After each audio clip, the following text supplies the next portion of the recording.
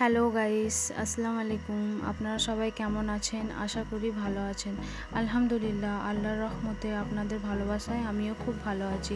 তো আবার একটা নতুন রেসিপি নিয়ে আমি চলে এলাম। আজকে আমার রেসিপি হচ্ছে সুজি দিয়ে সন্দেশ বরফি রেসিপি। সুজি দিয়ে তো অনেক রেসিপি বানিয়েছেন, একবার এই রেসিপিটা বানিয়ে দেখবেন, অনেকই ভালো হয় খেতে। নতুন একটা নিউ রেসিপি। তো এই রেসিপিটার জন্যে আমি একটা প্রথমে প্যান বসিয়ে দিয়েছি গ্যাসের মধ্যে। ওটা একটু ভালো করে গরম হয়ে গেলে 2 চামচ পরিমাণ ঘি দিয়ে ভালো করে একটু গরম করে নেব। তারপর ছোট বাটির 1 বাটি আমি এখানে বেসন দিয়ে দিচ্ছি।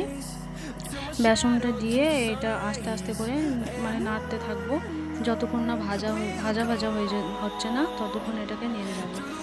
তারপর এখানে আমি 100 গ্রাম সুজি দিচ্ছি। সুজিটা দিয়ে ভালো করে এটাকে নাড়াচাড়া করতে হবে। গ্যাসের ফ্লেমটা স্লোতে রেখে এটা মানে আস্তে আস্তে করে নাড়াচাড়া করতে হবে, বেশি জোর দেওয়া যাবে না। তারপর এখানে আমি 1 চামচ পরিমাণ বাটার দিচ্ছি।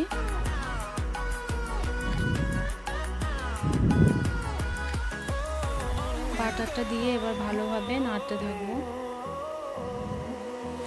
পুরোটা ভালোভাবে মিশিয়ে নিতে হবে। তো আমার এখানে পুরোটা মানে মিশানো হয়ে গেছে। কালারটাও দেখুন চেঞ্জ হয়ে গেছে আগের থেকে অনেকটা।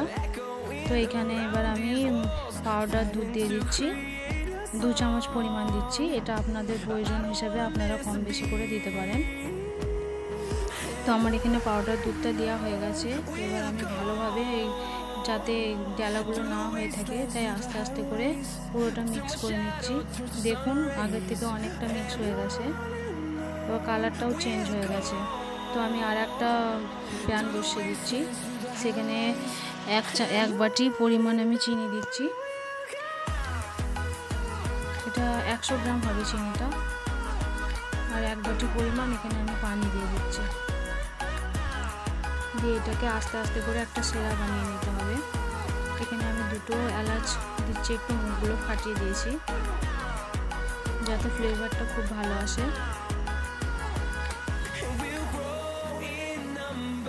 সব কিছু মেশানো হয়ে গেছে, চিনিটাও আগের থেকে অনেক গলে গেছে। শিরাটা খুব বেশি ঘন করা যাবে না। আমি প্যানটা আবার বসিয়ে দিয়েছি, যেটা আগে থেকে রেডি করে রেখেছিলাম আমি সন্দেশ বরফির জন্য। তো এবার আস্তে আস্তে করে শিরাটা আমি অল্প অল্প করে দিয়ে নাড়তে থাকবো। অবশ্যই গ্যাসের মানে ফ্লেমটা মানে কম করে রাখবেন, বেশি এখন জোর দেওয়া যাবে না, নাহলে এটা ধরে যাবে। অল্প অল্প করে দিতে হবে, একবারে পুরোটা দেবেন না। আমার এখানে আমি পুরোটাই দিয়ে দিলাম। দিয়ে অনবরত নাড়তে থাকতে হবে, মানে একবারও বন্ধ রাখলে হবে না। তো এটা আমার দেখেই বুঝতে পারছেন রসটা অনেকটা শুকিয়ে এসেছে। তো আমি এখানে আর 1 চামচ পরিমাণ ঘি দিয়ে দিচ্ছি। এটা দেওয়ার ফলে মানে ফ্লেভারটাও খুব সুন্দর আসে আর মানে টেস্টটাও খুব ভালো হয়। ঘিটা দিয়ে এবার ভালো করে নাড়তে থাকবো আমি, যতক্ষণ না একদম মানে গা থেকে মানে ছেড়ে আসছে। দেখেই বুঝতে পারছেন যে কোনো আর মানে এর মধ্যে কিছু নেই, শুকনো শুকনো হয়ে গেছে। শিরাটা পুরো টেনে নিয়েছে।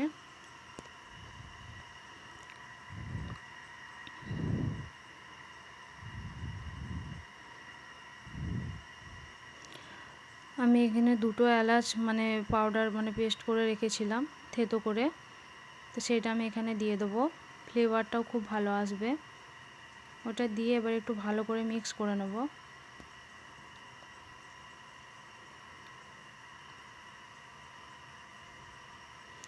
কালারটাও কত সুন্দর হয়েছে, মানে কেউ একবার দেখলে এটা ধরতেই পারবে না যে এটা সুজি দিয়ে মানে সন্দেশ বরফি। আমার এটা ভালোভাবে এখানে কুক করা হয়ে গেছে। তো আমি অন্য একটা প্লেটে 1 চামচ মানে ঘি দিয়ে ভালো করে প্লেটটা মাখিয়ে নেব, যাতে ওটা সহজেই মানে উঠে আসে। তার জন্য আমি এখানে একটু স্টিলের প্লেট নিয়েছি, এখানে এটা ভালোভাবে উঠে আসবে। আমি ওটা এবার এখানে ঢেলে দিচ্ছি।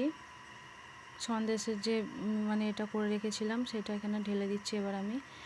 তো হাতায় করে আমি এটা পুরো সমান করে নিয়েছি। আপনাদের যেরকম মানে ভালো লাগবে সেরকম শেপ দেবেন।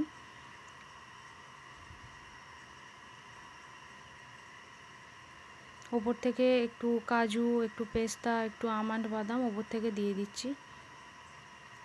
এগুলো দিয়ে একটু হাতায় করে একটু চেপে চেপে দেব, যাতে ওগুলো একটু বসে বসে যায়, নাহলে পিস করতে যাওয়ার সময় উঠে উঠে আসবে।